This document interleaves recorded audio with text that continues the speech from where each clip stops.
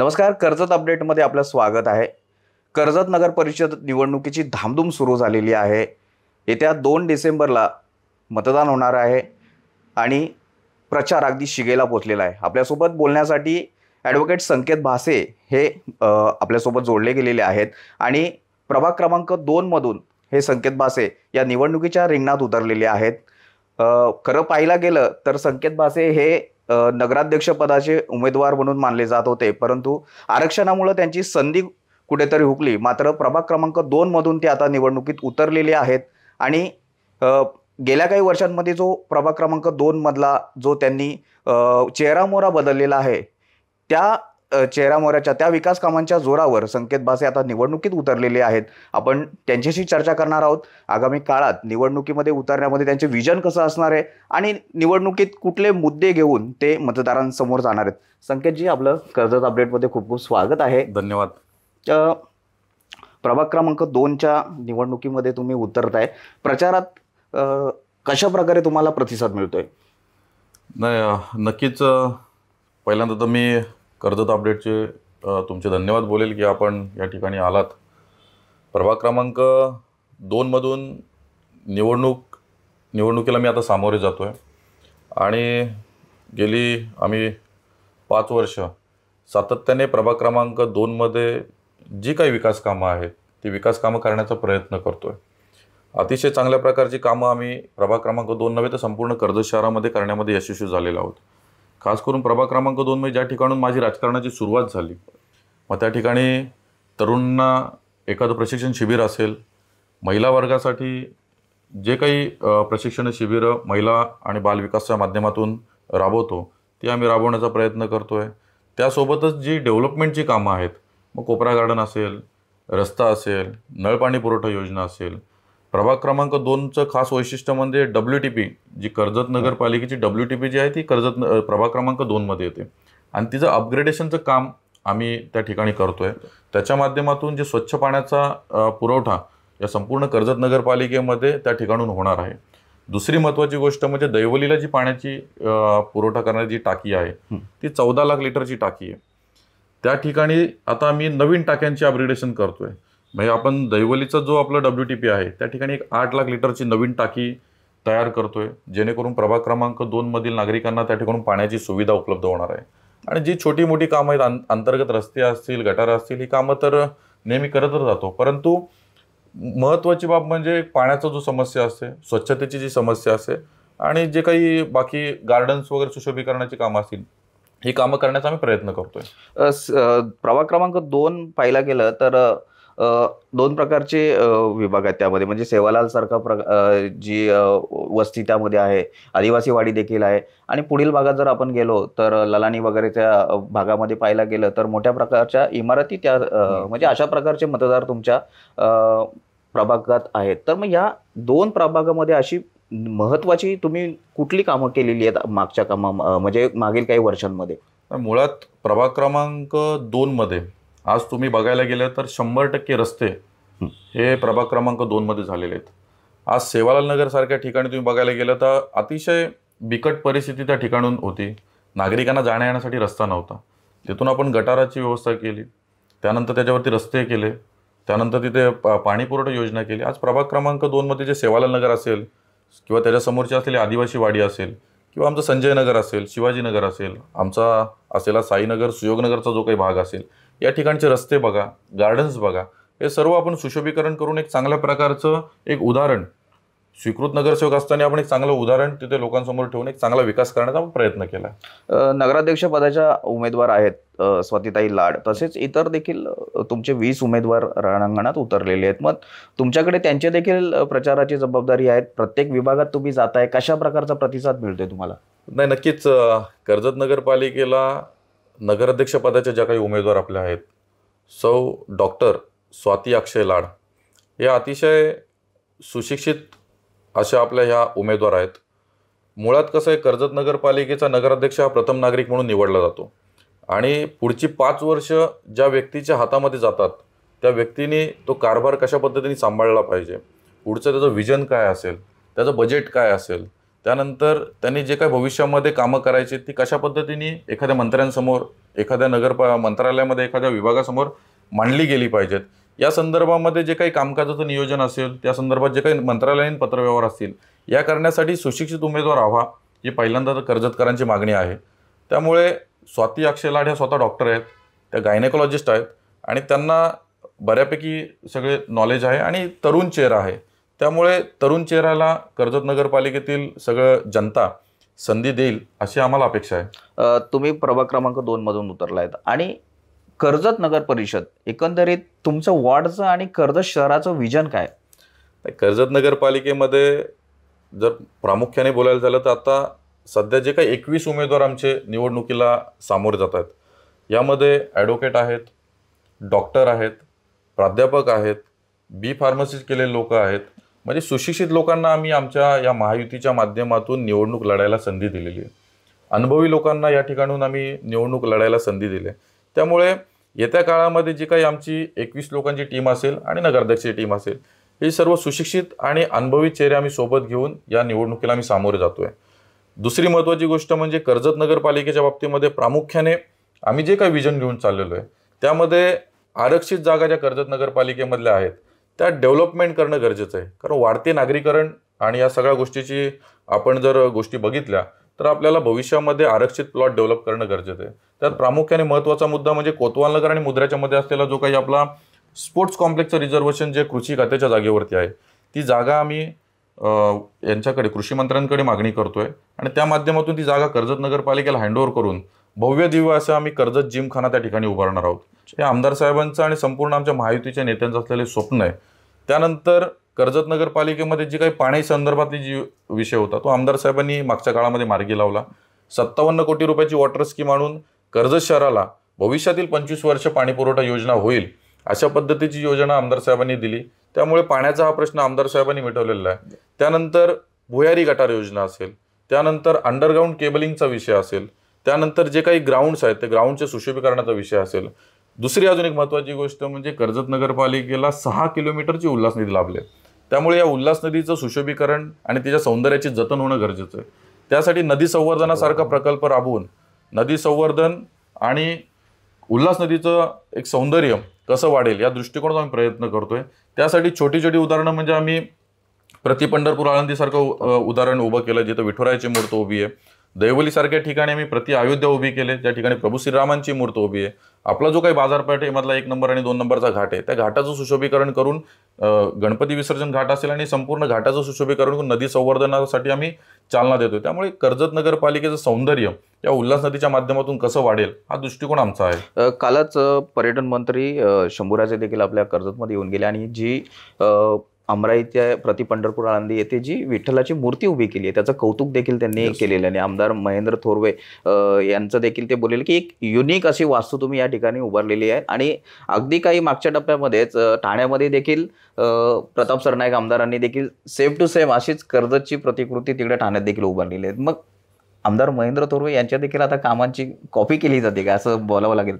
नाही, कर्जतमध्ये आमदार महेंद्र थोरवे साहेबांचं विजन हे खरंच एक चांगली गोष्ट आहे का कर्जत नगरपालिकेमध्ये किंवा कर्जत मतदारसंघाला अशा पद्धतीचे आमदार लाभले का ते विजन ठेवून काम करतात आणि विजनरी कामं करून दाखवतात.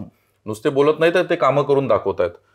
प्रताप सरनाईक साहेबांनी 1 वर्षाआधी आपल्या या विठुरायाच्या मूर्तीला व्हिजिट दिली होती. त्यावेळेस मी स्वतः त्या ठिकाणी उपस्थित होतो. त्यांनी खूप सारं कौतुक सुद्धा त्या गोष्टीचं केलं आणि त्याच मूर्तीचं एक रूप घेऊन त्यांनी ती ठाण्यामध्ये ती मूर्त त्यांनी उभारली. आणि म्हणजे आपल्याकडचं कर्जतसारख्या छोट्या शहराचं उदाहरण घेऊन ठाण्यासारख्या मोठ्या ठिकाणी असं सुशोभीकरण होतंय म्हणजे खरंच ही कौतुकाची बाब आहे. आमदार महेंद्र थोरवे साहेब असतील आणि काल शंभूराजे देसाई स्वतः या मतदारसंघामध्ये काल आले होते. त्यांनाही त्या उल्हास नदीचा आम्ही त्यांना जी उल्हास नदी आपण दाखवली, त्यांनी काल शब्द दिला का पर्यटनाच्या माध्यमातून तुम्ही जो काही निधी तुम्हाला या उल्हास नदी संदर्भामध्ये लागेल तो निधी मी इथे तुम्हाला देईल. तुम्ही माझ्याकडे तशा पद्धतीचे प्रस्ताव तुम्ही माझ्याकडे सादर करा. त्यासाठी कर्जत नगरपालिका आणि एकत्रित मिळून आमदार साहेब असतील अशी एकत्रित मिळून भविष्यामध्ये एक चांगला निधी कर्जत शहराला कसा येईल हा दृष्टिकोन आमचा असेल. संकेतजी, एक नेहमी कर्जतकरांची ओरड असते, एक प्रश्न सातत्याने कर्जत शहरामध्ये उभा राहतो तो म्हणजे वाहतूक कोंडीचा असेल.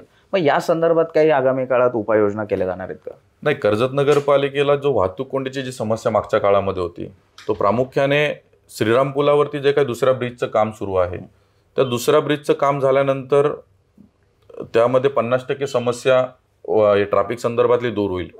तसेच कर्जत 4 फाटा आणि जो काही रेल्वे पुलावरून क्रॉसिंग करणारा जो ब्रिज आहे, त्याला भविष्यामध्ये MSRDCच्या माध्यमातून आपल्याला एक पॅरलर ब्रिज कसा करता येईल या दृष्टिकोनातून प्लॅनिंग त्यांचं सुरू आहे. कारण 4 फाटा म्हणजे तो एक कर्जत बदलापूर हायवे आहे, त्यानंतर कर्जत रेल्वे आहे, त्यानंतर पुढे मुद्र्याकडे झालेली वस्ती आहे.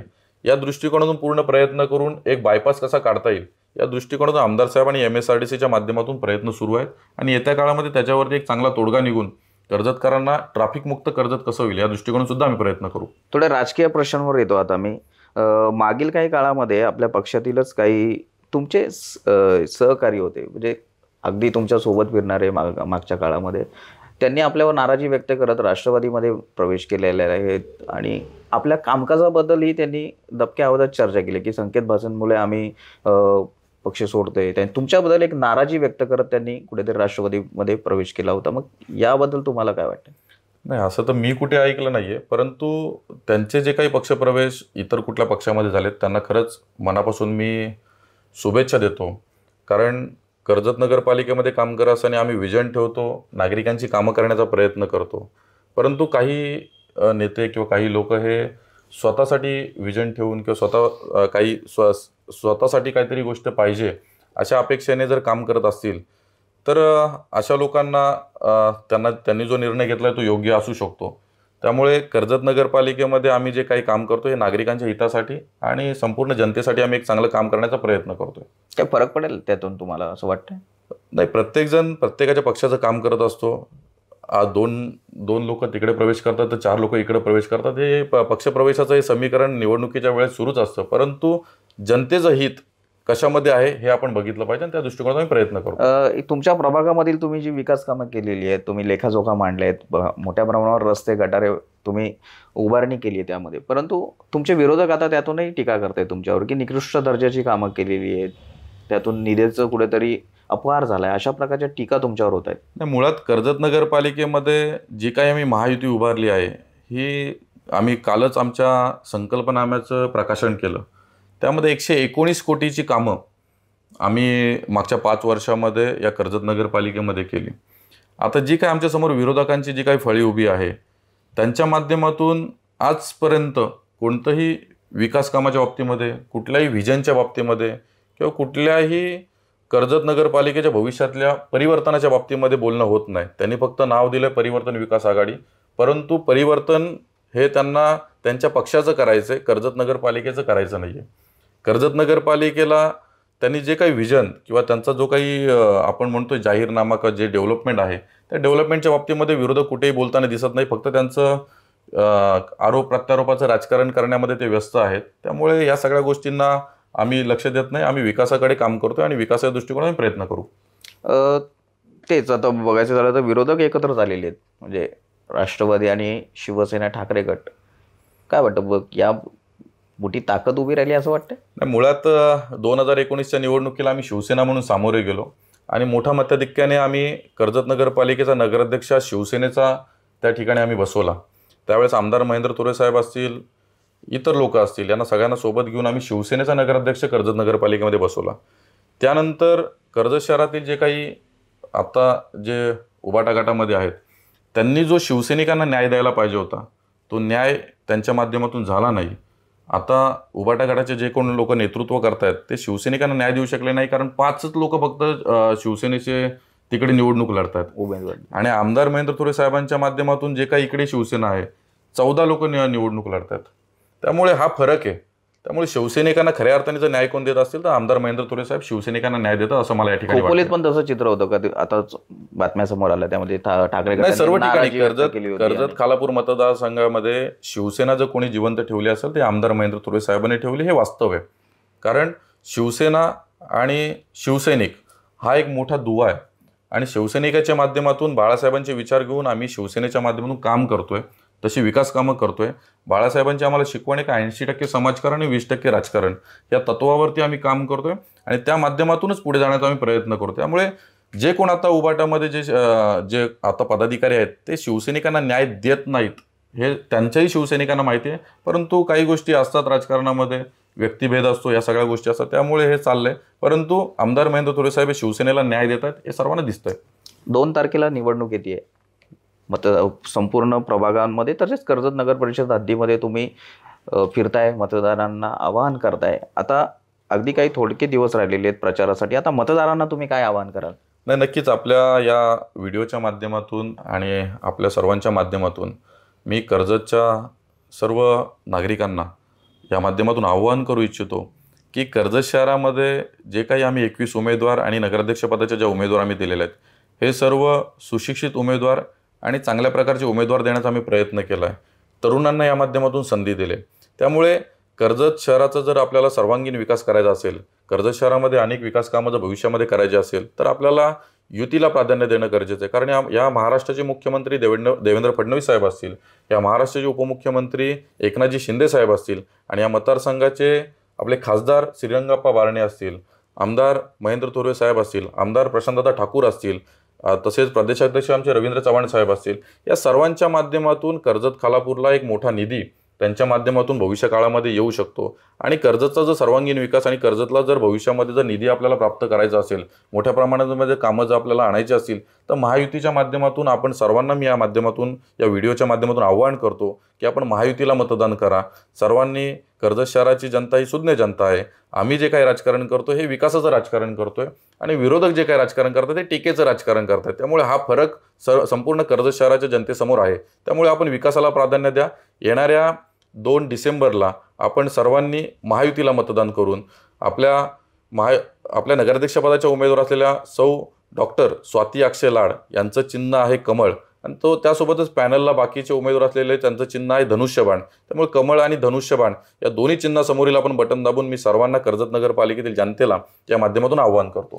धन्यवाद संकेतजी, आपण आमच्याशी चर्चा केल्याबद्दल. तर हे होते संकेत भासे. नगर परिषद निवडणुकीमध्ये त्यांनी आपल्या प्रभागाचं तसेच नगर परिषद निवडणुकीनंतर त्यांचं विजन काय असणार आहे याबद्दल आपल्याशी सविस्तर चर्चा केलेली आहे. आणि त्यांनी आवाहन केलेलं आहे की महायुतीच्या सर्व उमेदवारांना निवडून देण्याचं मतदारांना आवाहन त्यांनी केलेलं आहे. आपण त्यांना शुभेच्छा देऊया निवडणुकीसाठी आणि खूप खूप धन्यवाद.